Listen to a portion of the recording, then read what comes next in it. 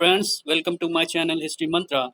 और आज हम बात करेंगे semester 3 BA program second year में पढ़ाए जाने वाले पेपर प्रारंभिक आधुनिक यूरोप में सांस्कृतिक परिवर्तन। ये डीएससी पेपर 2 है। DSC means discipline specific course 2। And इससे पहले हमने जो है डिसिप्लिन स्पेसिफिक कोर्स 1 के ऊपर जो है वीडियो बनाया था। इस पेपर में कुल 4 यूनिट्स हैं और इन 4 यूनिट्स के बारे में मैं जो है डिटेल में आपको बताऊंगा। पहले यूनिट में जो आपको टॉपिक पढ़ना है उसमें है मुख्य अवधारणा और ऐतिहासिक पृष्ठभूमि।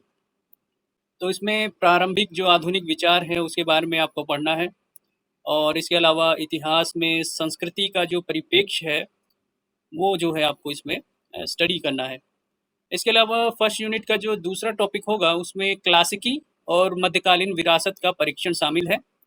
इससे पहले फर्स्ट ईयर में आपने एंशिएंट सोसाइटी पढ़ा है, इसके बाद मेडिवल सोसाइटी पढ़ा है। तो आप लोगों ने सेकेंड सेमेस्टर में सामंतवाद और पूंजीवाद के बारे में पढ़ा होगा, तो उसी के बारे में जो है इसमें थोड़ा थोड़ा जो है आपको पढ़ने को मिलेगा। इसके बाद यूनिट टू जो है वो रेनेसा से संबंधित है, जिसको पुनर्जागरण कहते हैं। रेनेसा का मतलब है कि रीबर्थ, पुनर्जागरण। और पुनर्जागरण का जो उदय है वो इटली से माना जाता है। इसमें आप इटली के जो नगर राज्य हैं, इन नगर राज्यों में जो समाज है, राजनीति है, उसके बारे में पढ़ेंगे। और पुनर्जागरण के दौरान कला तथा साहित्य में जो मानववाद है उसके बारे में जो है आपको पढ़ना है। इसके बाद पुनर्जागरण के दौरान विज्ञान तथा दर्शन का जो विकास हुआ है उसके बारे में आप पढ़ेंगे। इसके बाद जो पुनर्जागरण है वो इटली के बाहर कैसा रहा और इसकी जड़ें इटली के बाहर कितनी मजबूत थी और इसका असर जो है इटली के बाहर कितना रहा था, उसके बारे में जो है आप चौथा जो सब यूनिट है उसमें जो है आप पढ़ेंगे। यूनिट 3 में आप धार्मिक उथल पुथल के बारे में पढ़ेंगे। इसमें पादरी के पद और उसकी आलोचना को शामिल किया गया है। इसके बाद उत्तरी यूरोप में प्रोटेस्टेंट का जो विस्तार है उसके बारे में आप पढ़ेंगे। तो ये प्रोटेस्टेंट जो शब्द है ये धर्म सुधार से जुड़ा हुआ है। ईसाई धर्म में जो भी भ्रष्टाचार है, कमियां हैं या जो भी सुधार की बात कही जा रही थी वो प्रोटेस्टेंट में शामिल है।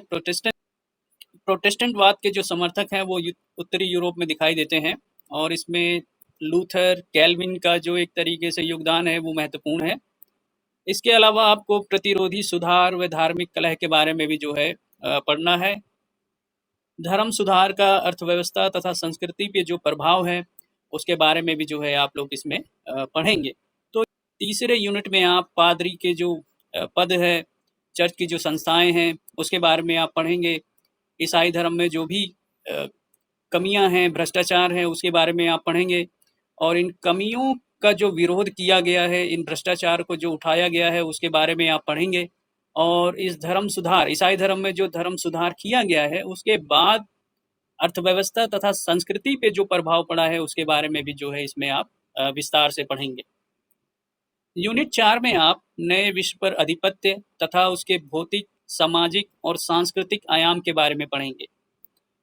तो नया विश्व जो है उसमें अमेरिका भी शामिल है। अमेरिका के जो दक्षिणी अमेरिका है, उत्तरी अमेरिका है, इसके अलावा जो बहुत सारे द्वीप हैं उनमें जो आधिपत्य किया गया उसके बारे में जो है आप पढ़ेंगे।